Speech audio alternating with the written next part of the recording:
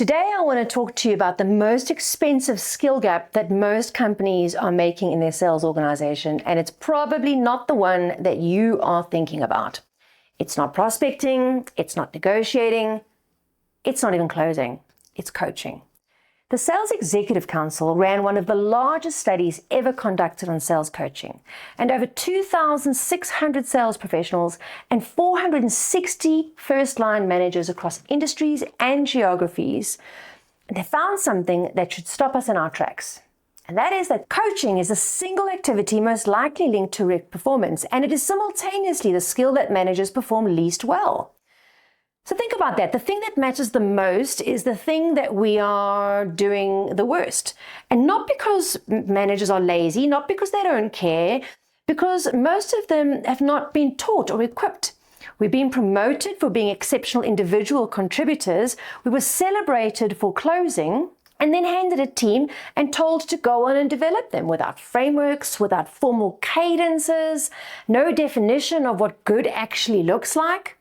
In the 10 years at the Sales Council that we've been working with businesses, helping them to turn their pipeline into revenue, to turn that revenue into jobs, and of course, contributing to a stronger economy, the pattern that I see so frequently in almost every organization is the same. Brilliant sellers promoted into management and slowly drowning in a role that they haven't been equipped for. And the first thing that drowns, you guessed it, it's coaching. Let me give you the number that makes the business case. The SEC research divided reps into groups based on the quality of coaching they received. Core reps, the people who make or break your number, who received ineffective coaching, averaged 83% of the goal. Core reps who received great coaching averaged 102%. It's 19 percentage points. That's the difference between a team that misses and a team that hits. Not a new compensation plan, not a new structure, not a hiring spree, coaching. And here's what makes it even more interesting. The research showed that coaching doesn't just lift everybody equally. It actually has relatively little impact on your chronic underperformers because you can't coach your way through a bad hire. And your stars tend to find better ways to sell on their own. It's part of what makes them your stars. But the core, the 60% of your team that sits between struggling and stellar, that is where coaching creates a revenue engine. The SEC called it moving the middle, and the maths is extraordinary. If you have a team of 10, 6 of those reps are core. A 19-point swing across 6 people is not incremental improvement. It's a fundamentally different revenue outcome. The question is not whether coaching works. The data is undeniable. The question is why most organizations still aren't doing it well. And in our experience, there are 3 reasons that coaching fails inside B2B organizations, and none of them are about willingness. Failure number 1 is that there's no shared definition. Ask 5 managers on your team what coaching means, and you're going to get 5 different answers. One of them thinks that it's ride-alongs, another one believes it's deal reviews, and a third thinks it's the annual performance conversation. Without a shared definition, a common language for what coaching looks like when it happens and what it produces, every manager is left to invent their own version, and most of those versions are actually just advice giving dressed up as development. Real coaching is not about telling somebody what to do. It's about asking quality questions that help them to see what they are missing. It's diagnostic, not prescriptive. And that requires a framework that most managers have never been given.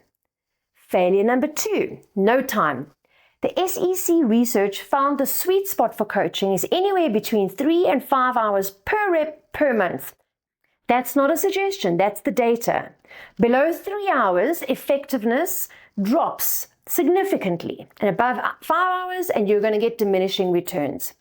Now do the maths. If your manager has 8 direct reports, that's 24 to 48 hours a month on coaching alone. Now you can add Monday pipeline reviews, forecast calls, client escalations, CRM hygiene, internal meetings, reporting, and the like. The Sales Management Association found that managers spend only 22% of their time on coaching and development, which means in a typical month, coaching is squeezed into the margins if it happens at all. And that's not a motivation problem. It's a time architecture problem. And until the organization solves for time, telling our managers to go and coach more only adds guilt to an already impossible schedule. Failure number 3, no accountability.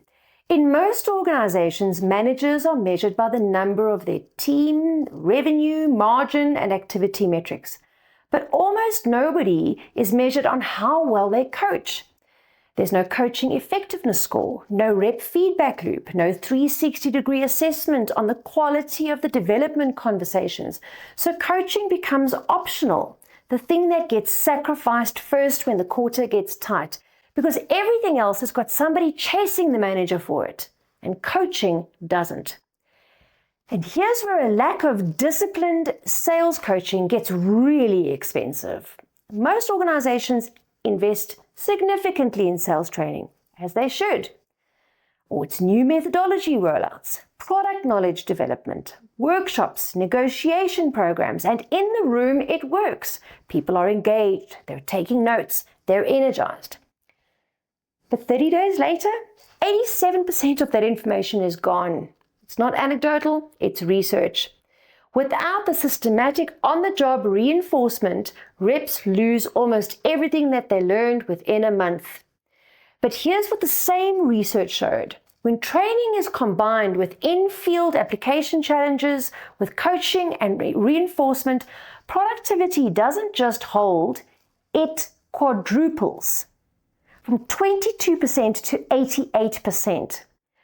The training doesn't change. The content doesn't change. What changes is whether someone is standing beside the rep, helping them to apply what they learned to real deals, in real conversations, managing real objections in real time. So every training program that you're investing in that isn't structured with an in-field application challenge and coaching, you're getting roughly 20 cents on the rand. And that's not a training failure, it's a coaching failure. And it's happening across most organizations every time they run a program. Now, layer on the retention data. The SEC study measured intention to stay across every performance band from low performers to stars, and the pattern is consistent. Reps who receive effective coaching are significantly more likely to stay. Reps who receive poor coaching are significantly more likely to leave. And the impact is most dramatic with your stars, the best people, the ones who are hardest to replace and most expensive to lose, are the most sensitive to coaching quality. Great coaching retains them. Poor coaching or absent coaching drives them straight into your competitor who's willing to invest in their development. The SEC called it the David Brent effect. Bad coaching doesn't just fail to develop people, it actively demoralizes them. It creates an environment where good people disengage and then they leave, and you're left wondering why your top performer took a call from a recruiter. They didn't leave for the money. They left because nobody was leading them, nobody was investing in them. And here's the reframe I want to offer. Coaching is not a talent. It's a skill and a discipline. Just like pipeline inspection is a discipline, just like forecasting is a discipline, it can be taught, it can be structured, it can be measured, and it can be built into the operating rhythm of your sales organization so that it happens consistently and not only when somebody has a spare hour on a Friday afternoon.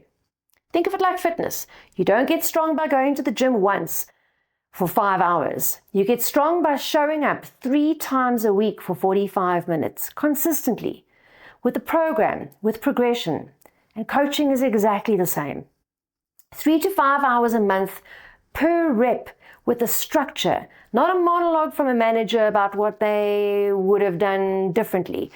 A conversation, a diagnostic, a moment where the rep really thinks deeply about their own deals, about their approach, about their gaps and walks away with one thing to do differently this week. The SEC identified 10 hallmarks of outstanding coaches. And what's striking is that most of them aren't about charisma or instinct. They're about system.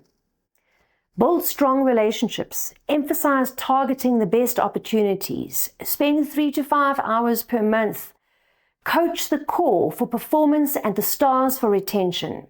Calibrate style to the individual. Deliver coaching in person and in the moment. And it's not a personality type, it's an operating model, and it can be installed. And when it is, when coaching becomes a rhythm rather than a reaction, something shifts in the workplace. Reps develop faster, training investments actually stick, and the middle of your team starts performing like the top, and your best people stop looking over the fence. For 10 years at the Sales Council, we've helped South African businesses turn pipeline into revenue, revenue into jobs, and jobs into a stronger economy. And the pattern that I keep coming back to is this: the organizations that win aren't the ones who merely have the best sellers.